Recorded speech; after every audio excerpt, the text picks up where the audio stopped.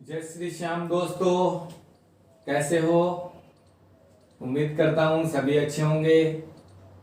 दोस्तों, आपका जो सहयोग, आपका जो प्यार मुझे मिल रहा है, उसके लिए मैं आप सभी को धन्यवाद देना चाहूँगा।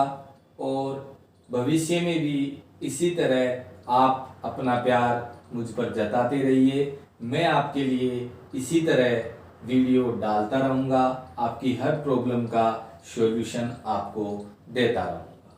ठीक है दोस्तों, चलो हम लोग अपने डायरेक्ट टॉपिक की बात करते हैं। अपना टॉपिक जो चल रहा था वो चल रहा था केस बुक। केस बुक की हम लोग बात कर रहे थे और केस बुक के लिए अपन ने 2 column cash book, simple cash book अपन ने यहाँ देख ली थी। आज लास्ट केस बुक, तीसरे टाइप की अपन बात करेंगे, तो उसका नाम है पेटी केस बुक। कौन सी है? पेटी केस बुक, जिसे अपन बोलते हैं, या तो बोल सकते हो लघु रोकड़ बही या फुटकर रोकड़ बही। लघु रोकड़ बही या फुटकर रोकड़ बही। देखो, इसके बारे में थोड़ा डिटेल से पढ़ते हैं क्योंकि थ्योरेटिकल क्वेश्चन यहां से निकल के आ सकता है। ठीक है ना? चलो देखते हैं पेटी केस बुक। सबसे पहली बात तो यह केस बुक फुटकर खर्चों को लिखने के लिए रखी जाती है। पहली बात, यह केस बुक जो है, जो अपने व्यापार के छोटे मोटे खर्चे होते हैं, फुटकर खर्चे जो होते हैं, उनको लिखने के लिए यह केस बुक रखी जाती है। दूसरी बात, इसको मेंटेन करने के लिए लघु रोकड़िया रखा जाता है। ठीक है। तीसरी बात, इसे अगरदाय पद्धति वाली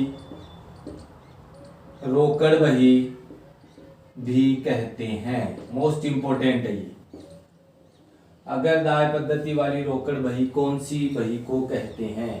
तो वो है अपनी पेटी केस बुक। फुटकर रोकड़ बही को अगरदाय पद्धति वाली रोकड़ बही भी कहा जाता है।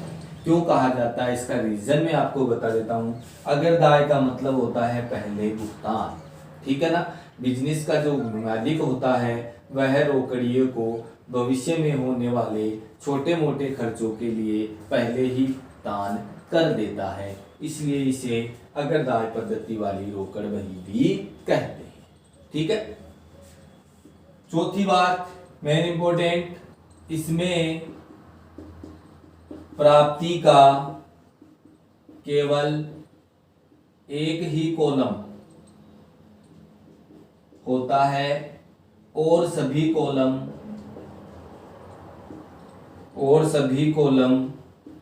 भुगतान के ही होते हैं। और सभी कॉलम भुगतान के ही होते हैं। और एक बात और याद रखना कि इसमें प्रत्येक छोटे खर्चे के लिए अलग से कॉलम बनाया जाता है। ठीक है। तो इसके बारे में ये बातें ध्यान रखनी है। फुटकर खर्चों के लिए लिखने के लिए रखा जाता है, इसको मेंटेन करने के लिए लघु रोकड़िया रखा जाता है, इसे अगरदाय पद्धति वाली रोकड़ बही भी कहा जाता है। इसमें प्राप्ति का केवल एक ही कॉलम होता है और सभी कॉलम किसके होते हैं? भुगतान के होते हैं। इसमें प्रत्येक छोटे खर्चे के लिए अलग से कॉलम बनाया जाता है। ठीक है। तो ये थी अपनी पेटी केस बुक। फॉर्मेट और बता देता हूं मैं इसका, किस टाइप का इसका फॉर्मेट होता है और किस प्रकार से इसमें एंट्री की जाती है, ये मैं बता देता हूं आपको। तो देखो, पेटी केस बुक का जो फॉर्मेट होता है, सबसे पहला कॉलम तो हो जाएगा इसमें किसका? डेट का। फिर कॉलम डाल देना इसमें रिसीव्ड का। फिर कॉलम हो जाएगा इसमें किसका? पर्टिकुलर। फिर कॉलम हो जाएगा टोटल एक्सपेंसेज। और फिर प्रत्येक छोटे खर्चे के लिए यहां से कॉलम बना देना। एक बना दिया अपन ने किसका? वेजेज का। एक बना दिया अपन ने पोस्टेज, एंड टेलीग्राम का। एक बना दिया अपन ने इसमें किसका, केरीज का। एक बना दिया अपन ने इसमें रिफ्रेशमेंट। एक बना दिया अपन ने स्टेशनरी, और ये डाल दिया मैंने सन्ड्री। ठीक है। अब जब सुबह सुबह दुकान ओपन होगी उसी समय व्यापारी क्या करेगा, लघु रोकड़ियों को पूरे दिन में होने वाले खर्चे का भुगतान एक साथ ही कर देगा। होने वाले खर्चे का भुगतान, तभी तो इसे अग्रदाय पद्धति वाली रोकड़ बही कहते हैं। ठीक है ना। तो जैसे ही व्यापारी आएगा शॉप पर, वो क्या करेगा, रोकड़ियों को पैसे दे देगा टू कैश। कितने रुपए दे दिए, 1000। अब दिन के जो खर्चे होंगे, रोकड़िया जो होगा वो इस 1000 रुपए में से पे करेगा। जैसे 50 रुपया क्या लग गया, गाड़ी भाड़ा लग गया, तो यहां लिखेगा भाई केरीज। कितने लगे, 50, तो वो केरीज में डाल देगा 50। ठीक है। 50 रुपए की पोस्टेज और स्टाम्प मंगवा लिए अपन ने, तो भाई पोस्टेज एंड स्टाम्प कितने का मंगाया, 50 का। ठीक है। 100 रुपए का नाश्ता पानी हो गया, तो यहां लिखेंगे भाई रिफ्रेशमेंट। ये 100 रुपए नाश्ता पानी में डाल दी। ठीक है। और 40 रुपए की स्टेशनरी मंगा ली, तो भाई स्टेशनरी, ये 40 रुपए स्टेशनरी में आ गई। ठीक है। और मजदूरी चुका दी 200 रुपए, बाई वेजेज, ये 200। ये दिन के खर्चे हुए आज। ठीक है। फिर क्या करना है,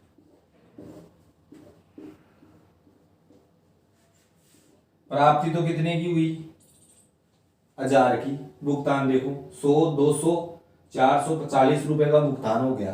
440 रुपए का भुगतान हो गया, तो बाई बैलेंस सीडी, 560 रुपए बाई बैलेंस सीडी उसके पास बच गया। ये 1000 रुपए टोटल हो गया, और इनका टोटल जितना जितना आ रहा है उतना उतना डाल दो। 200, 50, 50, 100, 40। ये लो। अब अगले दिन व्यापारी रोकड़िए के पास कितने बच रहे हैं, 560 रुपए। व्यापारी जैसे ही दुकान पर आएगा 440 रुपए उसको और दे देगा, 1000 रुपए हो गए उसके पास। हुए भी नहीं हुए, तो 1000 रुपए में से ही उसे क्या करने हैं, सारे दिन के खर्चे मेंटेन करने हैं। ठीक है। तो ये थी अपनी कैश बुक। आज अपन जो अगला टॉपिक पढ़ेंगे वो अपना होगा ट्रायल बैलेंस, या ट्रायल बैलेंस से पहले अपन एक चीज पढ़ लें अपनी, BRS, bank reconciliation statement. Most important topic है, छोटा सा टॉपिक है, क्वेश्चन पूछा जा सकता है। किस तरीके का क्वेश्चन पूछा जा सकता है इसके बारे में आज अपन यहाँ डिटेल से चर्चा करेंगे। लेकिन उससे पहले आपको चैनल को सब्सक्राइब करना है, वीडियो को शेयर करना है, अधिक से अधिक लाइक करना है। किसी प्रकार की कोई प्रॉब्लम, कोई डाउट आपके किसी भी टॉपिक में हो रिलेटेड अकाउंटेंसी, तो आप मुझे कमेंट्स करके बता सकते हैं। ठीक है। चलो चर्चा करते हैं, अपने अगले टॉपिक की बात करते हैं। नया टॉपिक है, थोड़ी समझने की कोशिश करना। दोस्तों मैं बुक की लैंग्वेज से आपको नहीं पढ़ाऊंगा, बुक में क्या है क्या नहीं है इससे मतलब नहीं है मेरे को। बुक में जो टॉपिक है उसको इजी लैंग्वेज में एक्सप्लेन करना ही पढ़ाना होता है। बुक की लैंग्वेज से मैं भी पढ़ा सकता हूँ, ठीक है ना। बाकी मैं बुक की लैंग्वेज से ना पढ़ा के मेरे खुद की लैंग्वेज से पढ़ाता हूँ, ताकि आप लोगों के अच्छी तरह से समझ में आ सके। ठीक है। चलो चलते हैं, अपनी चर्चा करते हैं आगे। छोटा सा टॉपिक है, ज्यादा बड़ा टॉपिक नहीं है, लेकिन इससे कुछ क्वेश्चंस निकल के आते हैं। उन क्वेश्चंस पर हम लोग चर्चा करेंगे, विद डिटेल इसको पढ़ेंगे।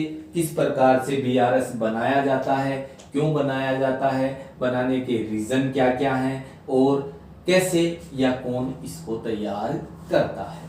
BRS bank reconciliation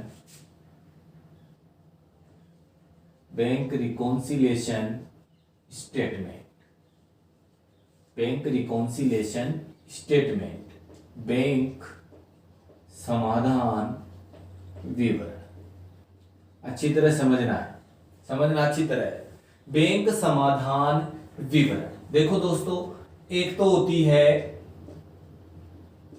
cash book, या कैश बुक की बात कर रहा हूं मैं। कौन सी कैश बुक? बैंक कॉलम वाली कैश बुक, ठीक है। एक होती है अपनी क्या? पासबुक, ठीक है। एक तो होती है अपनी कैश बुक और एक होती है अपनी पासबुक। तो देखो दोस्तों, कैश बुक का बैलेंस हमेशा क्या होता है? डीआर। क्वेश्चन आ सकता है आपके कि कैश बुक का बैलेंस होता है डीआर, हमेशा ही डीआर, हमेशा सीआर, कभी डीआर कभी सीआर, या इनमें से कोई नहीं। तो आपको हमेशा किस पे टिक करना है? हमेशा ही डीआर, ठीक है। फिर बात करते हैं अपन पासबुक की। पासबुक का जो बैलेंस है वो हमेशा क्या होता है? सीआर। पासबुक का बैलेंस सीआर, कैश बुक का बैलेंस डीआर। क्वेश्चन पूछा जा सकता है कि पासबुक का बैलेंस होता है हमेशा सीआर, हमेशा डीआर, कभी सीआर कभी डीआर, या इनमें से कोई नहीं। तो आपको टिक करना है कभी सीआर कभी डीआर पे, ठीक है ना। हमेशा ही सीआर पे मत कर देना। बाकी अपन लेके चलते हैं कि पासबुक का बैलेंस क्या होता है? सीआर होता है, और कैश बुक का बैलेंस क्या होता है? डीआर होता है, ठीक है ना। तो देखो दोस्तों, कोई भी बिजनेस होगा, कोई भी इंस्टीट्यूट होगा, उसका रूल यही होगा कि जितना बैलेंस उसकी पासबुक में डेबिट है, कैश बुक में डेबिट है, उतना ही बैलेंस उसकी पासबुक में क्या होना चाहिए? क्रेडिट होना चाहिए। यदि मैं एक बिजनेसमैन हूं और ये कैश बुक मेंटेन करता हूं, ठीक है ना, और ये पासबुक है, तो यदि मेरी कैश बुक का बैलेंस 1,00,000 रुपए सीडीआर आ रहा है, तो पासबुक का बैलेंस भी 1,00,000 रुपए क्या आना चाहिए? सीआर आना चाहिए। यदि कैश बुक का बैलेंस 1,00,000 रुपए डेबिट है, तो पासबुक का बैलेंस 1,00,000 रुपए क्या होना चाहिए? क्रेडिट होना चाहिए। यदि ये दोनों बैलेंस मैच नहीं कर रहे हैं, इसका मतलब अपन कहीं गलती कर रहे हैं, अपन ने कोई स्टेटमेंट लिखा नहीं है। लिख दिया तो कैश बुक में लिख दिया, पासबुक में नहीं लिखा, पासबुक में लिख दिया तो कैश बुक में अपन ने नहीं लिखा। इस तरीके का कोई भी रीजन हो सकता है जिससे इन दोनों के बैलेंस में क्या आया है? अंतर आया है, ठीक है ना। किसी भी कारणवश हो सकता है, वो कारण कौन से मैं आपको भी बताऊंगा, लेकिन पहले इसको समझो। कैश बुक का बैलेंस डीआर होता है, तो इसका जितना बैलेंस डीआर होगा उतना ही बैलेंस पासबुक का क्या होना चाहिए? सीआर होना चाहिए। दूसरी बात, कैश बुक को मेंटेन कौन करता है? व्यापारी मेंटेन करता है, और पासबुक को मेंटेन कौन करता है? बैंक मेंटेन करता है। होती तो अपने पास है, लेकिन मेंटेन कौन करता है? बैंक। अरे उसमें जनरल एंट्रीज कौन करता है? एंट्रीज कौन करता है उसमें? बैंक ही तो करता है, अपन खुद थोड़ी कर सकते हैं उसमें एंट्री, बैंक करता है, ठीक है ना। तो पासबुक का पासबुक को कौन मेंटेन करता है? बैंक, जिसका बैलेंस क्या होता है? सीआर। कैश बुक को कौन मेंटेन करता है? व्यापारी, जिसका बैलेंस क्या होता है? डीआर, ठीक है ना। तो ये बात समझ में आएगी नहीं है आपके? तो इतना ही ध्यान रखना है कि कैश बुक का बैलेंस डेबिट होता है, तो इसका जितना बैलेंस डेबिट होगा उतना ही बैलेंस पासबुक का क्या होगा? क्रेडिट होगा। पासबुक को हमेशा मेंटेन करता है बैंक, और कैश बुक को मेंटेन करता है व्यापारी। व्यापारी का मतलब अपन खुद, ठीक है। चलो अब आगे चलते हैं, बात करते हैं अपन आगे। बीआरएस अपने चल रहा है, तो बीआरएस की डेफिनेशन क्या बनी? देखो, जब कैश बुक एंड पासबुक के balance, cash book and passbook के बैलेंस में अंतर आ जाता है, अंतर आ जाता है, तो उस अंतर को दूर करने के लिए जो स्टेटमेंट व्यापारी के द्वारा बनाया जाता है उसे बीआरएस कहते हैं। मैंने कहा कि जितना बैलेंस कैश बुक का डेबिट होगा उतना ही बैलेंस पासबुक का क्रेडिट होना चाहिए, ठीक है। यदि कैश बुक और पासबुक के बैलेंस में अंतर आ जाता है किसी भी कारण से, वो कारण अपन पढ़ेंगे, तो उस अंतर को दूर करने के लिए जो स्टेटमेंट व्यापारी के द्वारा बनाया जाता है उसे अपन क्या कहते हैं, बीआरएस, बैंक रिकॉन्सिलिएशन स्टेटमेंट कहते हैं। अब क्वेश्चन क्या निकल के आ रहे हैं, इससे दो क्वेश्चन निकल के आ रहे हैं। कैश बुक और पासबुक के बैलेंस में अंतर आने के लिए क्या बनाया जाता है, बीआरएस बनाया जाता है। या बीआरएस क्यों बनाया जाता है, कैश बुक या पासबुक के बैलेंस में अंतर आने पर उसको दूर करने के लिए जो स्टेटमेंट बनाते हैं वो बीआरएस। कौन बनाता है, व्यापारी बनाता है। आई में ही क्वेश्चन, बीआरएस किसके द्वारा बनाया जाता है, व्यापारी के द्वारा बनाया जाता है। क्यों बनाया जाता है, पासबुक और कैश बुक के बैलेंस में अंतर आने के कारण, ठीक है। इसकी डेफिनेशन से दो क्वेश्चन निकल के आए, दोनों आपके सामने हैं। पहला क्वेश्चन ये रहा, व्यापारी के द्वारा बनाया जाता है, और जब कैश बुक और पासबुक के बैलेंस में अंतर आता है तो क्या बनाते हैं, बीआरएस बनाया जाता है। इससे पहले दो क्वेश्चन बताए थे कि कैश बुक का बैलेंस हमेशा ही क्या होता है, डेबिट, और पासबुक का बैलेंस कभी क्रेडिट और कभी डेबिट हो सकता है, ठीक है। चलो अब आगे चलते हैं अपन। ये तो चलो भाई, ये हो गया कि अंतर आ जाता है इसलिए अपन क्या बनाते हैं, बीआरएस बनाते हैं। तो अंतर आने के कारण क्या है, रीजन फॉर डिफरेंस, अंतर के लिए कारण, कि अंतर के लिए कौन कौन से कारण आते हैं, ठीक है ना। तो यहां मैं लिखता हूं अंतर के कारण, एक्सप्लेन करके बताऊंगा मैं अंतर के कारण। पहला, cheque issued, cheque issued, issued का मतलब होता है देना या जारी करना। Cheque issued but not yet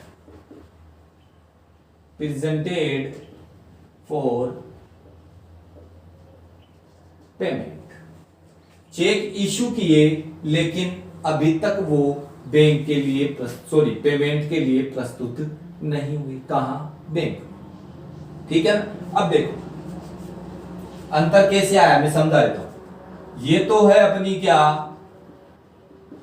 cash book, ये है अपनी क्या, पासबुक। अभी अभी बताया था कि कैश बुक को कौन मेंटेन करेगा, व्यापारी, पासबुक को कौन मेंटेन करेगा, बैंक। देखो इस रीजन से पहले कैश बुक का बैलेंस था 1 लाख दिया और पासबुक का बैलेंस था 1 लाख सीआर। समझ रहे हो मेरी बात। अपन ने 5,000 रुपए के चेक जारी कर दिए या किसी को दे दिए, तो जैसे ही आप किसी को चेक दोगे यहां से पैसा कम करेंगे कि नहीं करेंगे, करेंगे ना। ये 5,000 रुपए मैंने यहां से कम कर दिए, यहां कितने हो गए, 95,000 दिया। क्या यहां भी कम कर दूं क्या, नहीं करूंगा ना। कब होंगे, क्योंकि इसकी एंट्री कौन करता है, बैंक। तो बैंक तो एंट्री तभी करेगा चेक जब चेक कहां जाएगा, बैंक में। But not yet presented for payment, payment के लिए अभी तक वो प्रस्तुत नहीं हुए, तो यहां का बैलेंस कितना है, 1 लाख रुपए सीआर। बोलो अंतर आया कि नहीं आया, आया ना, समझ में आई कि नहीं आई बात। Check issued but not yet presented for payment, यानी चेक अपन ने दिए किसी को लेकिन अभी तक उस बंदे ने वो चेक कहां जमा नहीं कराए, बैंक में जमा नहीं कराए। यानी कहने का मतलब अपने खाते से अभी पैसे नहीं निकले हैं। तो नहीं निकले हैं तो खाते में कितने, 1 लाख, और कैश बुक में कितने, 95,000। अंतर आया कि नहीं आया, आ गया। पहला अंतर समझ में आया कि नहीं आया, ठीक है। चलो आगे चलते हैं, सेकंड की बात करते हैं अपन। फर्स्ट हो गया, सेकंड की बात करते हैं। चेक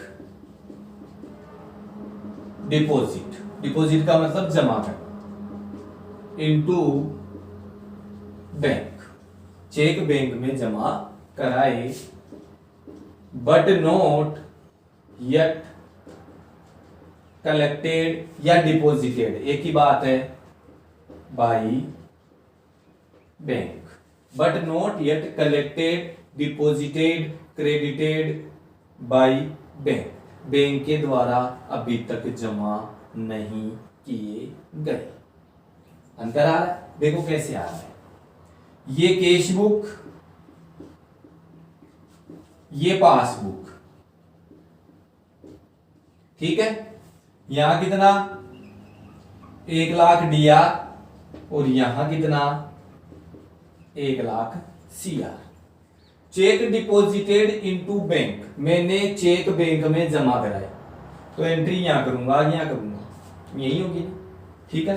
ये जमा कर दिए मैंने, कितने के चेक 10,000, यहां कितने हो गए 1,10,000 क्या हो गए दिया, लेकिन बैंक ने अभी तक वो चेक अपने खाते में जमा नहीं किए, तो यहां कितना बैलेंस रह गया दोस्तों 1,00,000 CR।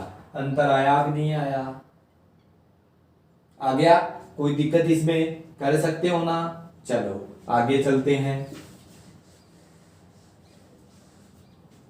तीसरा है directly deposit into bank by customer. एक कस्टमर है जिसके अपन पैसा मांगते हैं, उसने डायरेक्ट पैसा कहां जमा करा दिया, अपने अकाउंट में जमा करा दिया, तो एंट्री पासबुक में तो हो गई, लेकिन कहां नहीं हुई, कैश बुक में नहीं हुई। दोस्तों अंतर आया कि नहीं आया, आया ना। चलो नेक्स्ट पॉइंट देखते हैं, नंबर 4, फिक्स्ड एक्सपेंसेज, अपने स्थायी खर्चे हैं, फिक्स्ड एक्सपेंसेज पे बाई बैंक।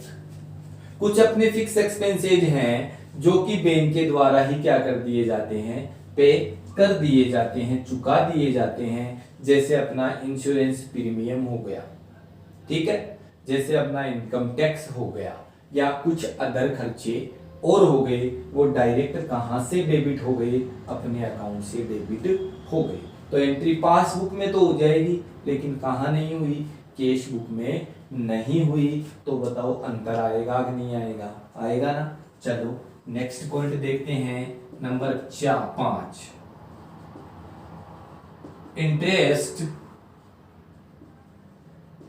क्रेडिट, क्रेडिट बोल दो चाहे डिपॉजिट, इंटरेस्ट की जगह क्या हो सकता है, डिविडेंड भी हो सकता है, इंटरेस्ट क्रेडिट या डिपॉजिट इनटू बैंक, या deposit by bank in my account,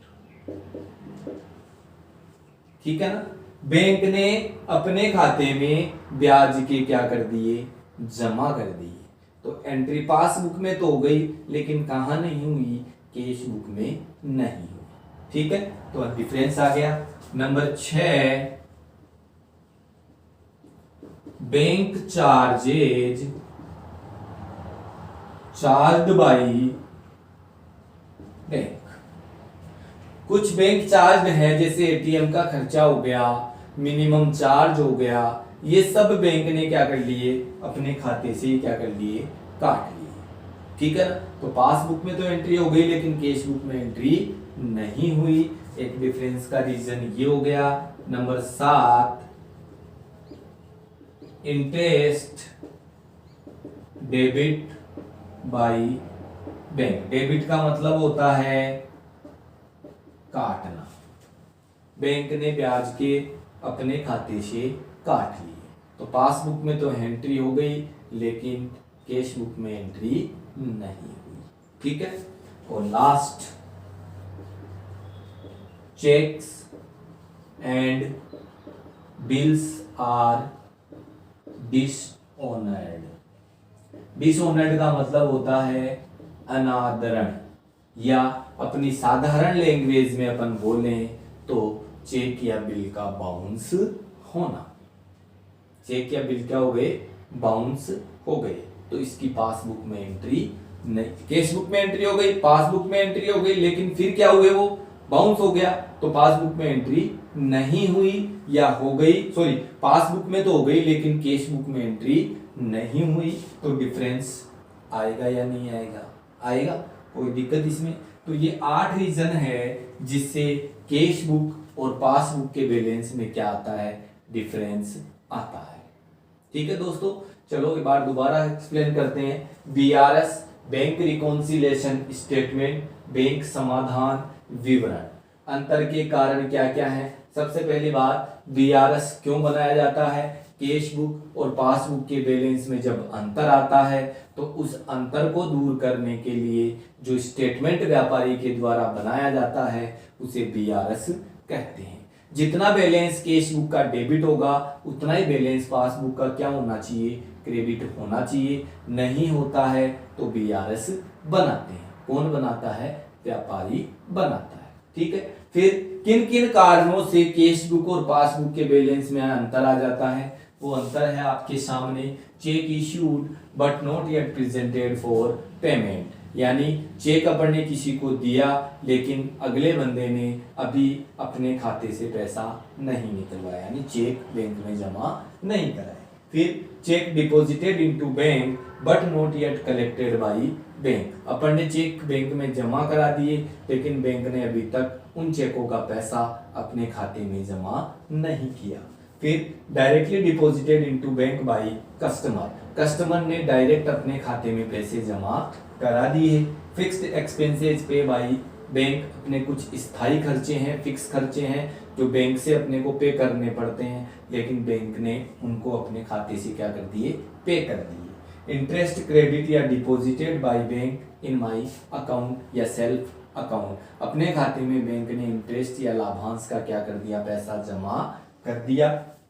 bank charges charged by bank, कुछ बैंक चार्जेज हैं जिनको बैंक ने क्या कर लिया, चार्ज कर लिया, अपने खाते से काट लिए। Interest debit by bank, interest के अपने खाते से डेबिट कर लिए गए, काट लिए गए। और cheque and bills are dishonoured, cheque and bills are dishonoured का मतलब अनादरण हो गए, बाउंस हो गए। ये सारी कंडीशन है एक कैश बुक और एक पासबुक के बैलेंस में अंतर लाने की।